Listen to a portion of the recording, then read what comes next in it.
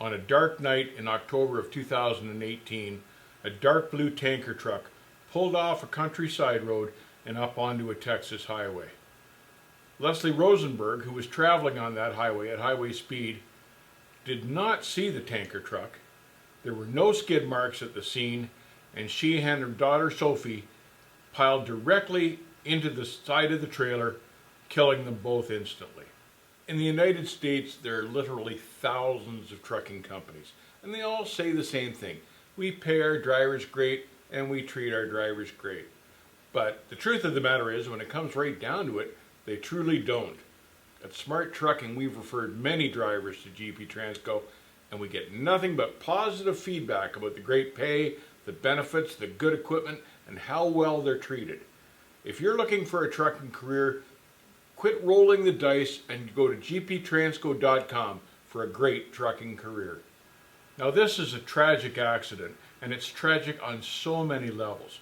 But part of what's really tragic about it, not only the fact that the truck driver never looked and pulled out in front of them, but the fact that the simplest of technology could probably have prevented this accident. Every day, I read about big carriers spending millions of dollars on these high-tech systems like lane assist, auto braking, collision mitigation, wingman fusion, electronic stability, blind spot protection, camera surround protection, and under-eye protection, and they spend millions on this technology, and none of it really works particularly well, but the manufacturers of this technology are making millions. Even the ELDs, when they first came out, were touted as a safety device, although the latest collision figures show that that may not be the case after all. In the 1960s, truck drivers figured out that the best way to make their trailers and trucks more visible was to put more lights on the trucks and trailers. Now, yes, they did this partly out of vanity, but it was a great tool for visibility. The big mega carriers immediately squawked at this, and they claimed, oh, too much maintenance cost in maintaining a lighting system like that, even though the lighting system I run, for instance, comes with a 5-year warranty. But the big carriers whined and wouldn't put extra lights on the equipment just because of the cost of maintaining the extra lights. Now, you can't tell me that maintaining a lighting system on a trailer is more expensive than lane assist or collision mitigation or something like that. It's a simple system. Even the drivers can fix it on the road. You don't need to go into a shop.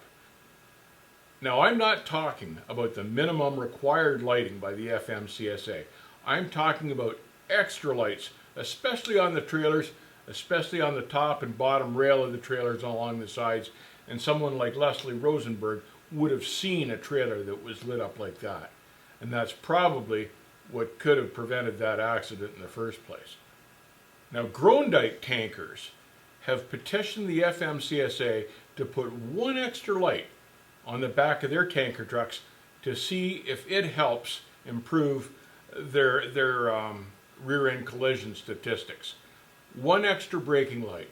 And the FMCSA is going to do a 5-year study before they mandate these things to see if they're effective. Common sense dictates that something like that is completely more effective. So I don't know why carriers are spending all this money and wasting this money when common sense simply dictates some of the easiest ways to be safe in this industry. Now, hopefully, with this new driver panel on board with the FMCSA will be able to see some of these more practical solutions and applications to simple common sense safety, and quit doing away and quit having these 5-year test runs to see if something so simple is actually a good idea. Of course it's a good idea. Let me tell you about a little story in my background that involved truck and trailer lighting. Now, back in the day, the scale guys and the ICC, or whoever it was back then, were a little bit anal about lights, but for the wrong reasons. The idea was to be lit up so everybody could see you, but the scale guys had funny ideas how this should go, and a lot of the times they would use the lights as an excuse to write a ticket. Well, back, and I can't even remember when this was, back in the 80s, I would say, it became the hot thing out in California on the West Coast to have glass orange lenses on the roof cab for your lights. Now, we were mandated very strictly that you could only have 5 across the top back then, and they were to be orange. But these glass lenses that you could buy in California glowed at more of a burnt orange rather than a creamsicle orange, I guess. We thought they looked cool as hell. A buddy of mine put a set on in California when we were out there, and we set off on our way home. And you could sure pick them out from the other guys because of these burnt orange lights. We got up into Ontario. It was 2 or 3 o'clock in the morning. We were headed for the produce shed. We wanted to be in there by 5. We pulled into Putnam Scale. Putnam Scale was working. They pulled us in, and they shut him down because they didn't like the tinge or the color of orange on his cab lights. So he missed his appointment just because the scale guys didn't think they were the right shade of orange. And that's how stupid things could be back then sometimes. Stay safe. It's all about safety. Keep the rubber side down, and we'll see you on the back haul.